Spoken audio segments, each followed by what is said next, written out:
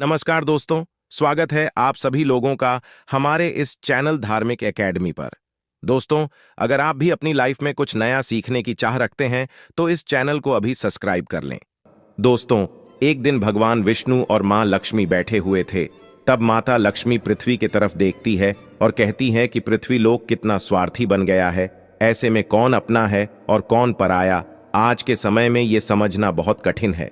भगवान विष्णु बोले, हे लक्ष्मी, सही कह रहे हैं आप। अब मां लक्ष्मी बोली, ऐसे में जो एक जीवन साथी होती है, जो किसी इंसान के साथ उसके पूरे जिंदगी साथ रहती है, उसके बारे में पता होना बहुत जरूरी है। फिर भगवान विष्णु मां लक्ष्मी से कहे, सही कह रहे हो आप, नहीं तो किसी भी इंसान का जिंदगी एक पल में बर्बाद हो जाता है, वो अमीर से गरीब बन जाता है। माता लक्ष्मी ने कहा, हे प्रभु, ऐसी कौन सी बात है जो हर एक इंसान को उसके विवाह से पहले पता होनी चाहिए। भगवान विष्णु कहते हैं, मैं आपको ये बातें एक कहानी के जरिए बताता हूँ, आप बस कहानी को ध्यान से पूरा सुनना, क्योंकि आधा अधूरा ज्ञान कोई काम का नहीं होता। तो चलिए, आप लोगों का समय ज्यादा बर्बाद ना करते हुए गौर करते हैं जीवन की एक सच्ची कहानी की तरफ। लेकिन उससे पहले, हे माता लक्ष्मी, जो भी दर्शक इस वीडियो को लाइक करे और चैनल को सब्सक्राइब करके कमेंट में जय मां लक्ष्मी नारायण लिखे, उन पर भगवान विष्णु और धन की देवी लक्ष्मी का आशीर्वाद हमेशा बना रहे। उनके घर में धन की कभी कोई कमी न रहे, उनका घर हमेशा खुशियों से भरा रहे। दोस्तों, प्राचीन काल की बात है, एक गांव जो कि नदी के किनारे बसा हुआ था। उस गांव में एक बहुत ही दयावान राजा रहते थे और उनकी 2 रानियां थीं, और राजा अपने पत्नियों से बहुत ही घनिष्ठ प्रेम करते थे। और एक दिन राजा के राजमहल में एक बेटा पैदा होता है, और इसी खुशी में गांव के जो राजा थे वो अपने दरबार में नृत्य सम्मेलन का आयोजन करते हैं। और इस नृत्य सम्मेलन में आसपास के गांव से भी कुछ लड़कियां भाग लेती है। शाम का समय था और नृत्य कला की आयोजन शुरू हो चुका था, और तभी राजा की नजर अचानक से एक सुंदर स्त्री पर पड़ती है, जिसका नृत्य देखकर राजा उन पर मोहित हो जाते हैं। और उसके बाद राजा मंत्री को कहकर अपने विवाह का प्रस्ताव उस लड़की के सामने पेश करवाते हैं, और वो लड़की इस प्रस्ताव को सुनकर के आश्चर्य में पड़ जाती है। और तब वो लड़की उस मंत्री से कहती है, मुझे कुछ वक्त दीजिए, मैं सोचकर बताती हूँ। फिर कुछ दिनों के बाद राजा उस लड़की से शादी कर लेते हैं। फिर कुछ सालों के बाद छोटी वाली रानी को 2 पुत्र होते हैं। कुछ समय के बाद उनके तीनों बेटे बड़े हो गए, लेकिन दोस्तों, दूसरे वाले रानी को एक भी पुत्र नहीं था, क्योंकि उनके नसीब में कोई संतान प्राप्ति नहीं था। और तो दोस्तों, आप लोग जानते ही हैं कि राजा महाराजाओं को ये शौक हुआ करता था जंगल में शिकार का खेल खेलने का। तो जो राजा के 3 बेटे थे, उनमें से सबसे बड़ा बेटा एक दिन अपने घोड़े पर सवार होकर के जंगल में शिकार करने के लिए गया, और जंगल में शिकार खेलते खेलते पूरा दिन बीत गया, परंतु उसके हाथों से एक हिरण का वध तक नहीं हुआ। उसने एक भी हिरण को नहीं मार पाया। लेकिन तभी अचानक से सामने एक बहुत ही घने जंगल में से एक पागल इंसान निकल करके आया। वो बहुत ही अजीब सा फटा छिटा कपड़ा पहना हुआ था, और उसका व्यवहार भी थोड़ा अजीब सा था। साथ ही खाने के तलाश में इधर उधर भटक रहा था, और उसके कंधे पे एक तोता बैठा हुआ था। उस इंसान और तोते के बीच में बहुत ही गहरी दोस्ती थी। दोस्तों, फिर वो राजकुमार जो कि शिकार करने आए हुए थे, वो उस पागल व्यक्ति के पास जाते हैं और पूछते हैं कि आप कौन हो और यहाँ जंगल में क्यों भटक रहे हो। लेकिन दोस्तों, वो पागल व्यक्ति कुछ नहीं बोलता, और उसे बहुत ही तेज की भूख लगी होती है, क्योंकि वो पागल व्यक्ति खाने के तलाश में था।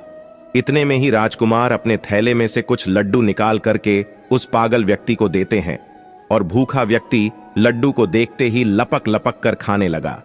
इतने में ही राजकुमार उस पागल व्यक्ति से पूछते हैं कि आखिर कौन हो आप, और इस घने जंगलों में अकेले क्यों भटक रहे हो, आपका परिवार कहाँ है। ये सुनते ही उस पागल व्यक्ति के हाथ से लड्डू छुटकर जमीन पर गिर जाता है, और उस पागल व्यक्ति की आंख भर आती है।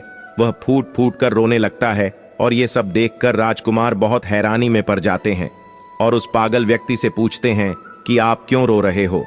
तभी उस पागल व्यक्ति के कंधे पर जो तोता बैठा हुआ था, वो कहता है, मेरे मालिक अपने बेटे के कारण इस स्थिति में जंगल में भटक रहे हैं।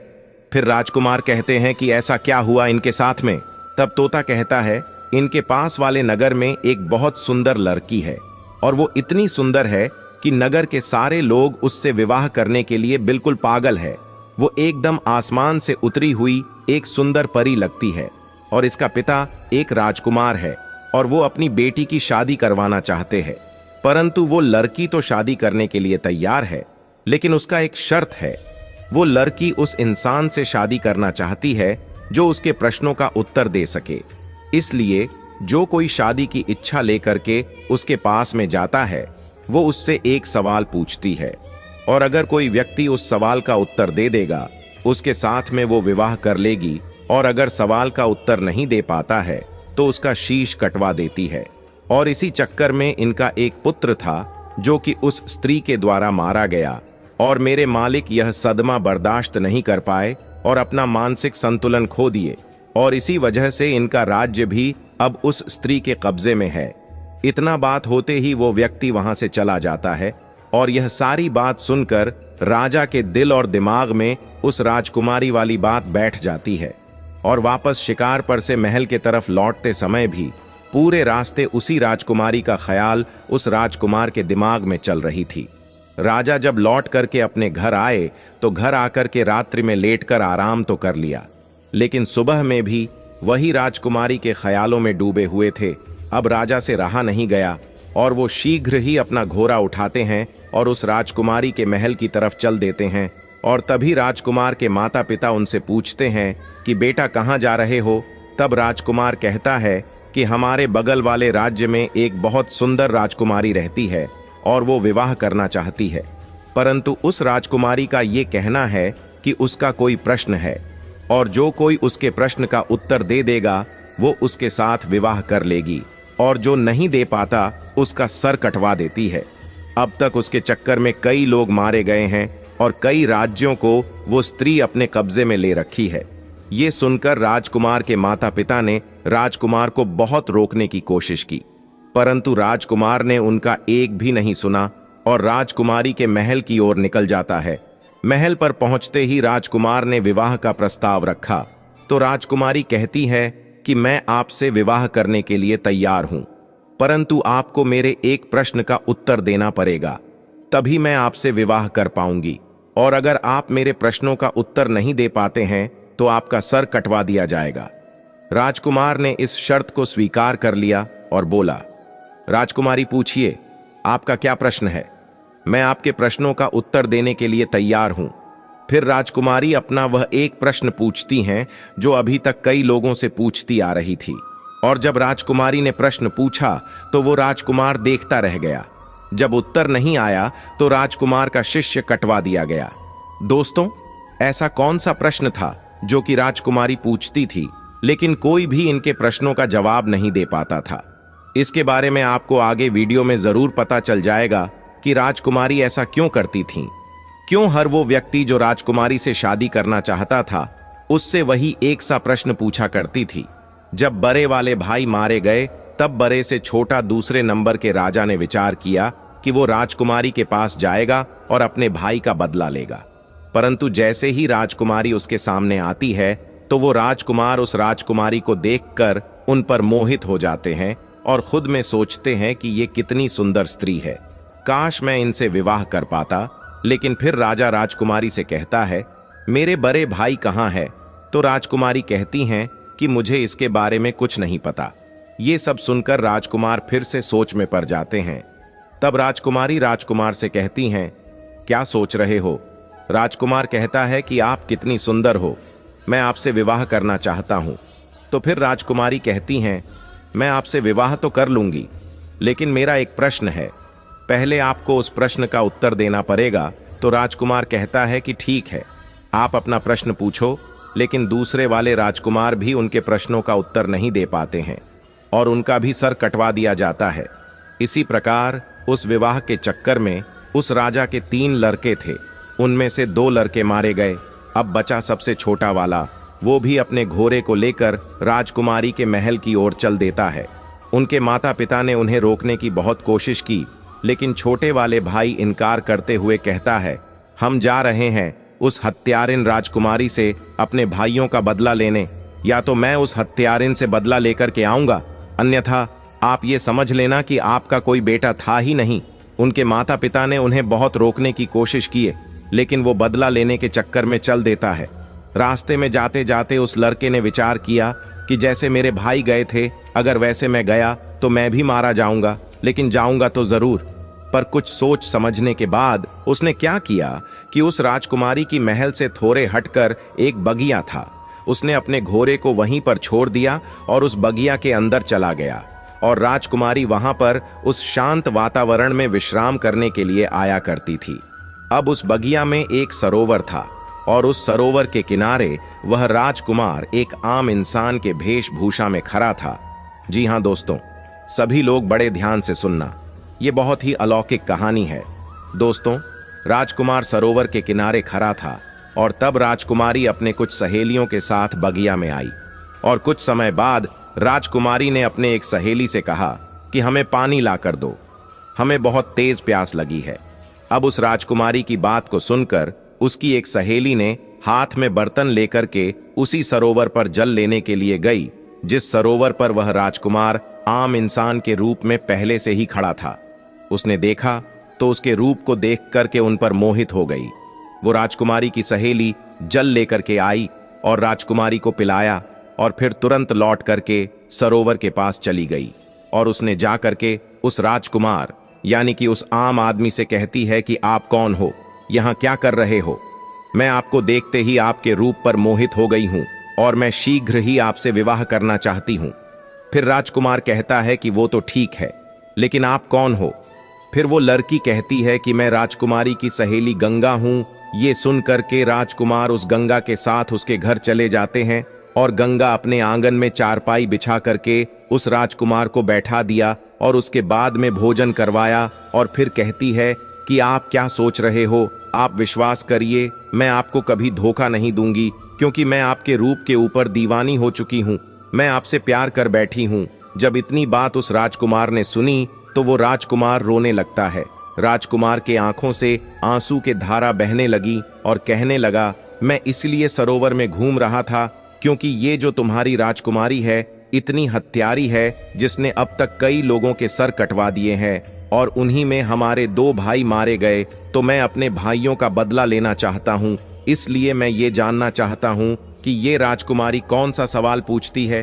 तब गंगा कहती है, वो तो हम आपको बता देंगे, लेकिन पहले आप हमसे वादा कीजिए कि आप हमसे शादी करेंगे।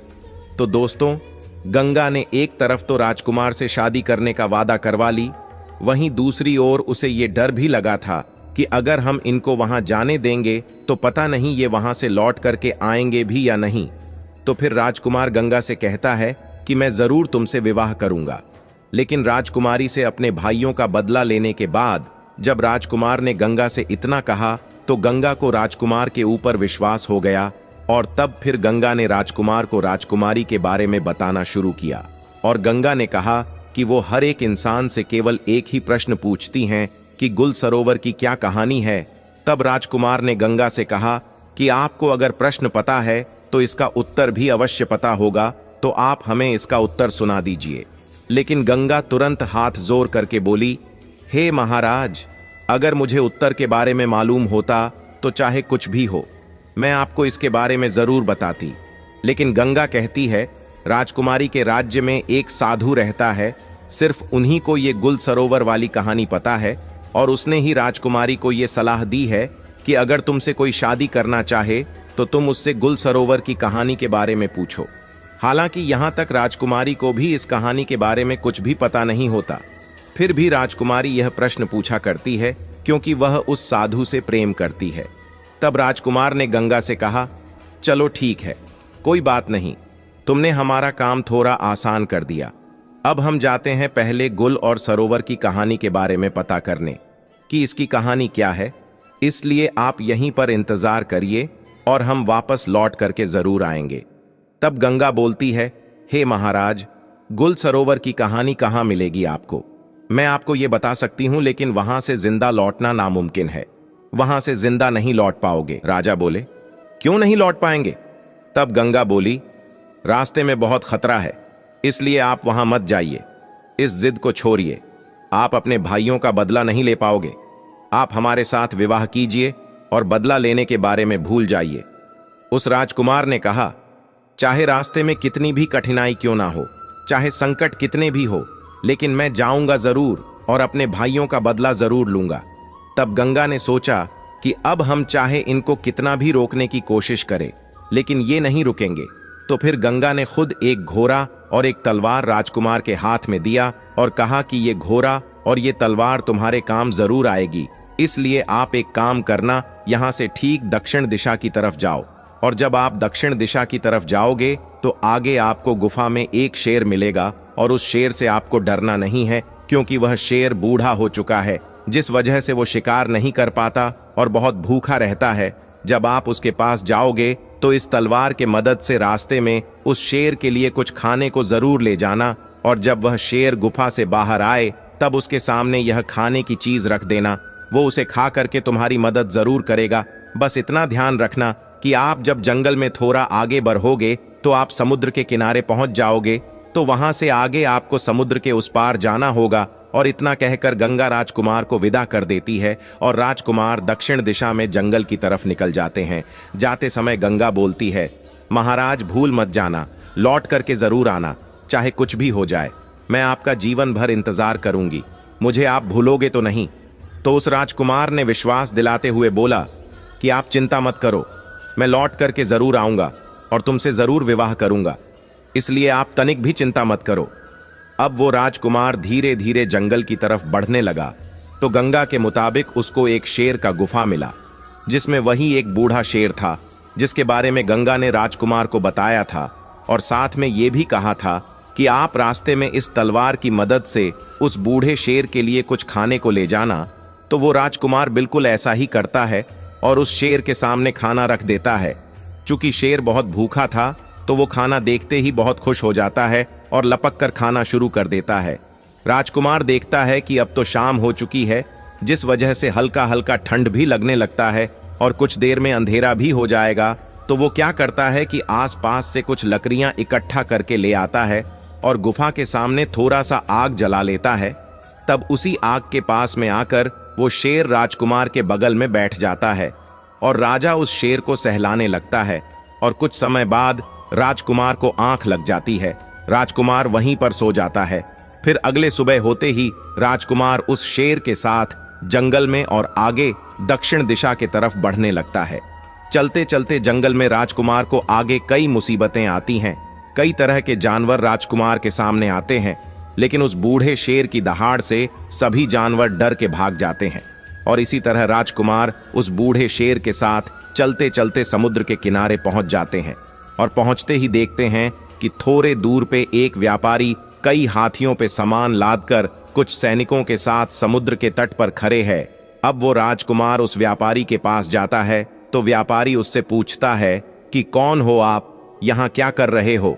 फिर राजकुमार अपने साथ बीती हुई घटना को उस व्यापारी को बताता है और कहता है, मुझे किसी भी तरह समुद्र के उस तरफ जाना है। इतने में ही व्यापारी देखता है कि समुद्र के उस पार से उसकी नाव आ रही है, जिस पे वह व्यापारी सामान को रखवाकर समुद्र के उस पार पहुंचवाया करता है। नाव के समुद्र के किनारे पहुंचने के बाद वह व्यापारी सामान को नाव पर रखवाता है, और इतने में वह राजकुमार उस व्यापारी से कहता है, आप कृपा करके मुझे भी इस नाव की मदद से समुद्र के उस पार पहुंचवा दें। फिर व्यापारी ने कहा, अगर अब इस नाव पर थोड़ा सा भी वजन बढ़ेगा तो यह नाव डूब सकती है, मुझे माफ करे, मैं आपकी मदद नहीं कर पाऊंगा। राजकुमार ने कहा, अब तो आप सब कुछ जानते हैं, मेरा समुद्र के उस पार जाना कितना जरूरी है। आप एक काम करिए, मेरे पास कुछ सोने के सिक्के हैं और ये गले की चेन, इसको आप रख लीजिए, परंतु मुझे इस नाव से जाने दीजिए। दोस्तों, वो व्यापारी बहुत ही लालची था, इसलिए वह राजा के दिए हुए सोने की सिक्के और उसकी चेन रख लेता है और नाव से सैनिक के द्वारा कुछ सामान उतरवा के राजा को उस नाव पर जाने देते हैं। और इसी तरह राजकुमार उस नाव पर बैठकर समुद्र के उस पार गुल और सरोवर की कहानी के तलाश में निकल जाते हैं। ठीक 15 दिन बाद राजकुमार समुद्र के उस पार एक नगर में पहुंच जाते हैं और नगर में गुल और सरोवर की कहानी के तलाश में इधर उधर भटकने लगते हैं। और देखते देखते वो राजकुमार एक राज्य में पहुंचते हैं, और जिस राज्य में वो पहुंचे उस राज्य का नाम गुल होता है और वहां के राजा का नाम सरोवर था। वहां पर पहुंचकर राजकुमार देखता है कि सरोवर नाम के राजा के राज्य में नृत्य कला होता था और वहां पर कई लोग आया करते थे, संगीत बजता था, नृत्य कला होता था। सभा में चारों ओर आनंद का माहौल रहता था और राजकुमार ने क्या किया कि उन्हीं लोगों के बीच में जाकर बैठ गया। अब 3-4 दिन लगातार वहां पर आता है और चुपचाप चला जाता है, लेकिन किसी से कुछ नहीं कहता। एक दिन सरोवर नाम के राजा की नजर उस पे पड़ गई और सरोवर नाम के राजा ने उसको उठाया। सभा के अंत में उससे कहा, मैंने आपको देखा कि आप 3-4 दिन से आते हो, ना किसी से कुछ कहते हो और ना ही किसी से कुछ बोलते। आप इस राज्य के लगते भी नहीं, इससे पहले कभी यहां दिखाई भी नहीं दिए। कौन हो आप? क्या करना चाहते हो? राजकुमार को तो गुल और सरोवर की कहानी पता करनी थी और उन्हें अच्छी तरीके से पता था कि इस कहानी के बारे में सरोवर नाम के राजा को जरूर पता होगा। इसलिए राजकुमार सरोवर नाम के राजा से कहता है, महाराज, मैं कुछ संगीत गाना चाहता हूं। ये सुनकर सरोवर नाम के राजा उनसे बोलते हैं कि कौन सा संगीत? ठीक है, आप सुनाइए। और इतने में सरोवर नाम के राजा के इशारे पर पीछे से ढोल बजने लगते हैं और राजकुमार संगीत गाने लगते हैं। उस राजकुमार ने इतना सुंदर संगीत सुनाया कि पूरी सभा बैठी हुई वाह वाह करने लगी। राजा खुश हो गया और राजा ने खुश होकर के बोला, हम तुम्हारे इस गायकी से इतने खुश हैं कि आप चाहे तो कुछ भी मांग सकते हो। आप जो मांगोगे हम आपको वो जरूर देंगे, ये हमारा वचन है। फिर राजकुमार कहने लगा, महाराज, ऐसा ना हो, मैं मांगू और आप अपना पैर पीछे खिसका ले। इसलिए एक काम कीजिए, आप रहने दीजिए। जो कुछ भी है वो ठीक है और जैसे भी है ठीक है, हम जैसे हैं अच्छे हैं। तो उस राजा ने कहा, नहीं, आप मांगो, ऐसा कुछ नहीं है। आप जो कहोगे वो हम आपको देंगे। आपकी जो इच्छा हो वो आप मांगना। अब उस राजकुमार ने कहा, हे महाराज, मुझे कुछ नहीं चाहिए, मुझे केवल आप गुल और सरोवर की कहानी बता दीजिए। उस सरोवर नाम के राजा को पसीना आ गया, जो सरोवर नाम का राजा था। उसने कहा, तुमने यह क्या मांग लिया? तुम मुझसे मेरा पूरा साम्राज्य मांग लेते, वो भी मैं तुम्हें दे देता, लेकिन तुमने मुझसे ये कैसा सवाल पूछ लिया? इसकी कहानी मैं जानता हूं, लेकिन मैं वो तुम्हें बता नहीं सकता। तभी राजकुमार ने कहा, महाराज, कुछ समय पहले आपने ही तो ये कहा था कि आप जो मांगोगे हम आपको वो दे देंगे। इसलिए आप केवल मुझे वही गुल और सरोवर की कहानी सुना दीजिए कि आखिर इस कहानी का क्या राज है।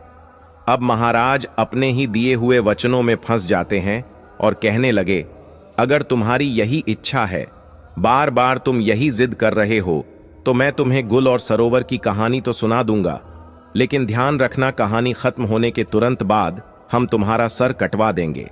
अगर तुम इस बात पर राजी हो तो हम तुम्हें गुल और सरोवर की कहानी बताते हैं कि आखिर गुल और सरोवर की कहानी क्या है।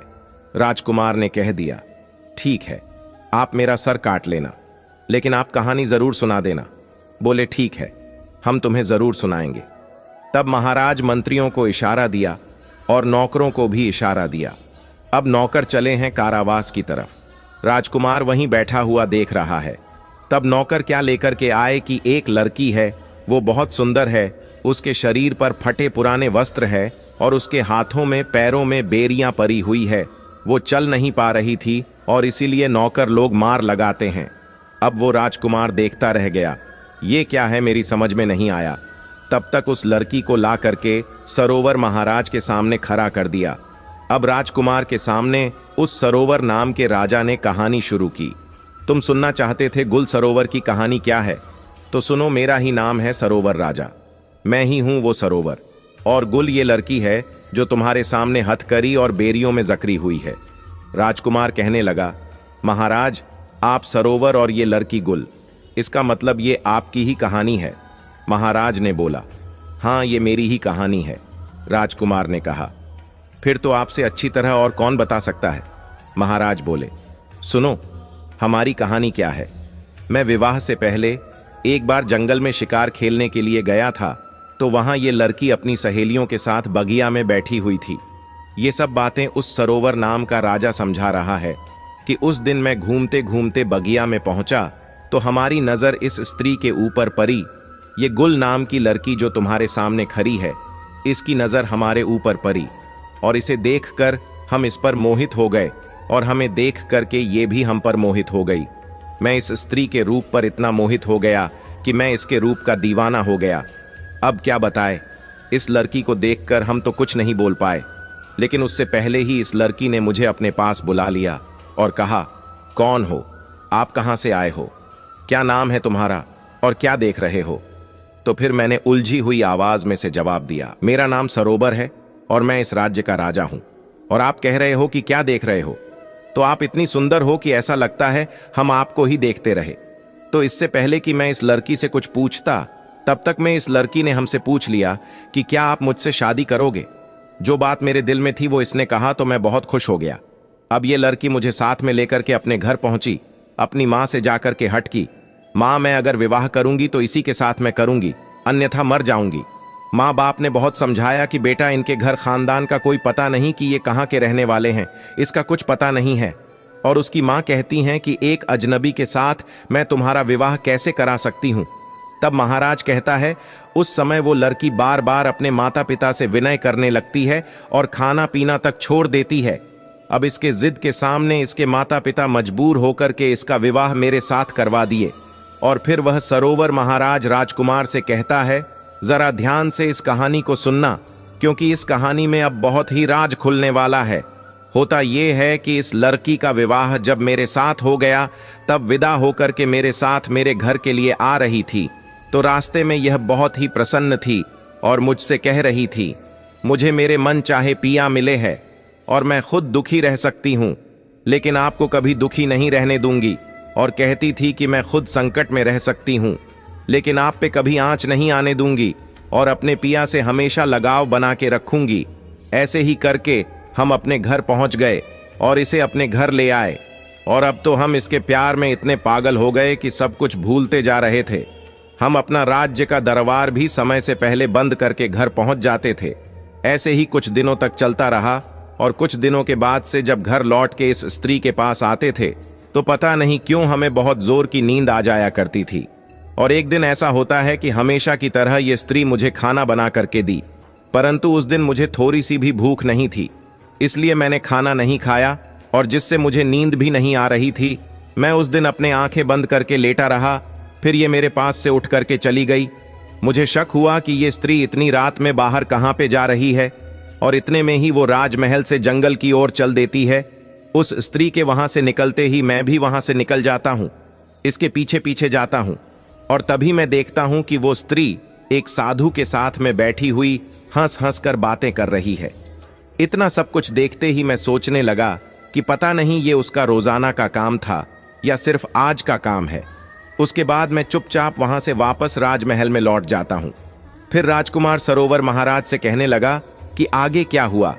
तो महाराज ने राजकुमार से कहा, उस दिन मेरा पूरा दिन उसी के बारे में सोचते सोचते निकल गया, एवं दूसरा दिन भी संध्या होने चली, और ये तो हमेशा यही सोचती रहती थी कि कब शाम होगी। अगले दिन इसने खाना बनाया और मुझे दिया, लेकिन उस दिन हमने जानबूझकर खाना नहीं खाया। मैंने निर्णय किया कि आज चाहे कुछ भी हो जाए, लेकिन सोएंगे नहीं। फिर देर रात तक उससे बातें करते रह गए, एवं इतने में उस स्त्री ने कहा कि पिया, अब बहुत ज्यादा रात हो चुकी है, आप सो जाइए। तब मैंने आंखें बंद करके सोने का नाटक किया, और तब ये स्त्री उसी साधु के पास चली जाती है।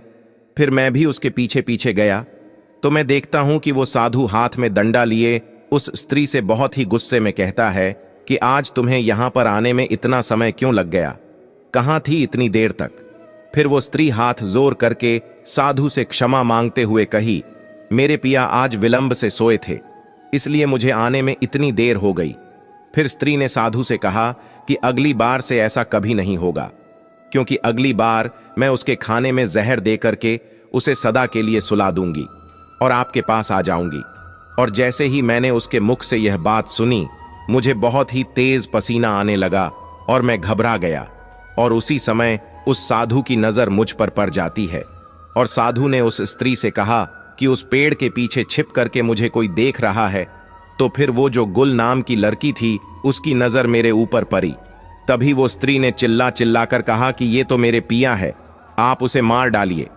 फिर क्या था कि वो दो और मैं अकेला, उन दोनों ने मिलकर मुझ पर आक्रमण किया और मुझे मारने की कोशिश की, और हमारे बीच युद्ध छिड़ गया और फिर मैं युद्ध करते करते नीचे गिर गया। उस साधु ने मुझे कसकर दबा लिया कि तभी ये जो स्त्री है, ये स्त्री नहीं बल्कि हत्यारिन है। उसके बाद ये स्त्री ने तलवार लेकर मेरे सीने पर बैठ गई और वो जो साधु था वो वहां से भाग जाता है।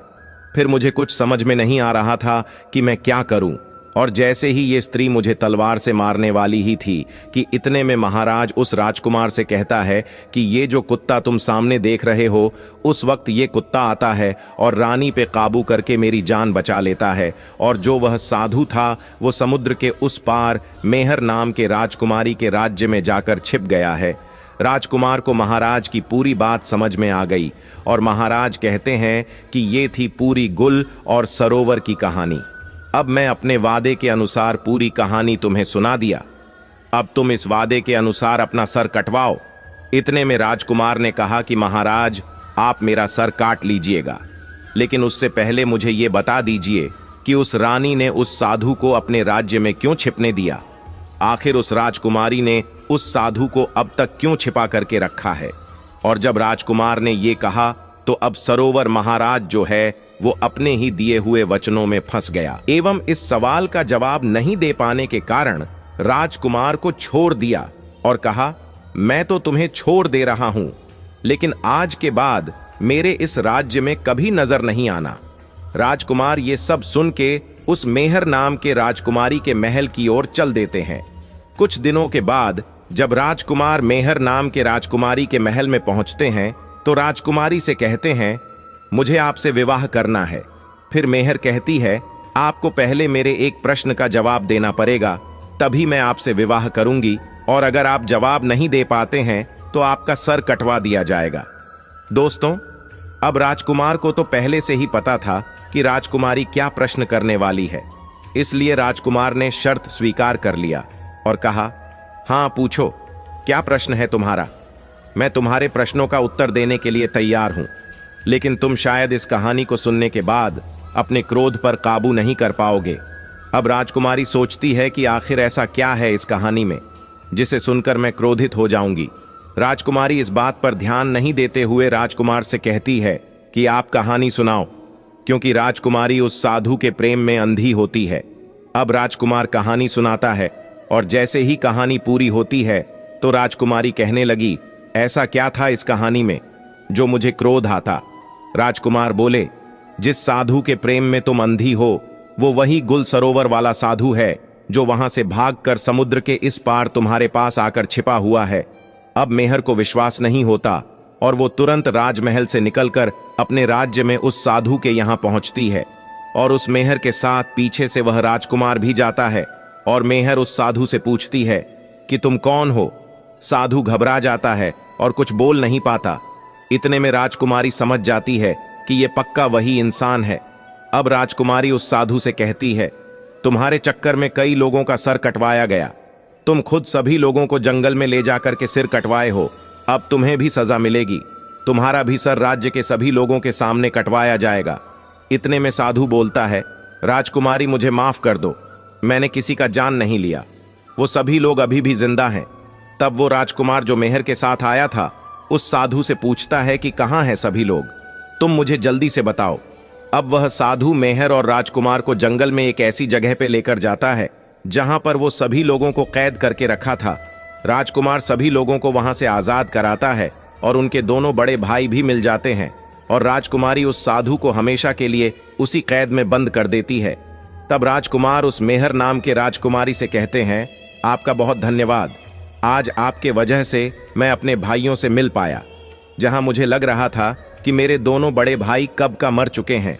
और इतना बोलने के बाद राजकुमार मेहर नाम के राजकुमारी को समझाते हुए कहते हैं, तुम एक बात का हमेशा ध्यान रखना कि जीवन में कभी भी किसी इंसान को दूसरे पे विश्वास नहीं करना चाहिए जब तक कि आपको उस दूसरे इंसान के बारे में पूरी जानकारी नहीं हो, क्योंकि ज्यादातर इंसान के अंदर खुद के लिए स्वार्थ छुपा होता है। राजकुमार कहता है, जब कोई इंसान कभी कभी किसी परिस्थिति में चतुराई या चालाकी दिखाता है या दूसरों को बेवकूफ मानते हुए कोई अभिनय, ढोंग या पाखंड करता है तो इसे त्रिया चरित्र कहते हैं, कि कैसे जब एक इंसान को अपना स्वार्थ दिखने लगता है तो वह अपने लोगों को भी बेवकूफ बनाकर अपना स्वार्थ को पूरा करता है और उसके साथ रहने वाले लोगों को इसके बारे में भनक तक नहीं लगता कि ये स्त्री या पुरुष त्रिया चरित्र की खेल कर रहा है। आज के टाइम में हर दूसरा लोग त्रिया चरित्र कर रहा है जिसके अंदर थोड़ा सा भी स्वार्थ है। इसलिए दोस्तों, जो आपके दिल के करीब है उसके बारे में आप पूरी जानकारी रखिए कि उसके अंदर खुद को लेकर कोई स्वार्थ तो नहीं छुपा है, और अगर ऐसा है तो आप उनसे थोड़ा दूर ही रहिए, क्योंकि ऐसे में आपको जिंदगी के हर एक कदम पर धोखा ही मिलेगा। क्योंकि एक स्वार्थी इंसान अपने स्वार्थ के लिए जिंदगी में कुछ भी कर सकता है। और राजकुमारी मेहर से इतना कहने के बाद वो राजकुमार अपने भाइयों के साथ महल की ओर चल देता है। और फिर कुछ दिनों के बाद राजकुमार अपने वादे के मुताबिक गंगा नाम के लड़की से विवाह कर लेता है और अपने सभा में सभी लोगों के सामने कहता है कि स्त्री चेहरे से नहीं बल्कि दिल से सुंदर होनी चाहिए, क्योंकि अगर किसी महिला का दिल साफ है तो आप अपना जीवन खुशी खुशी जी पाएंगे। लेकिन अगर वहीं कोई लड़की देखने में बहुत सुंदर है लेकिन उसका चरित्र खराब है या फिर कोई भी कमी है, तो आपको जीवन में आगे जाकर बहुत सी परेशानियों का सामना करना पड़ सकता है, और जिससे आप यही सभी समस्याएं में उलझे रह जाओगे और जीवन में कुछ नहीं कर पाओगे। आपका जीवन कष्ट से भरा रहेगा।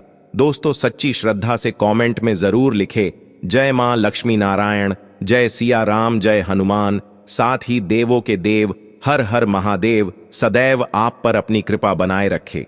दोस्तों, वीडियो पसंद आई हो तो वीडियो को लाइक करें, चैनल को सब्सक्राइब करें और अपने ऐसे दोस्तों के साथ शेयर जरूर करें जिसे चरित्रहीन स्त्री के बारे में पता ना हो। प्रिय मित्रों, वीडियो को अंत तक देखने के लिए आपका धन्यवाद। जय श्री राधे कृष्णा।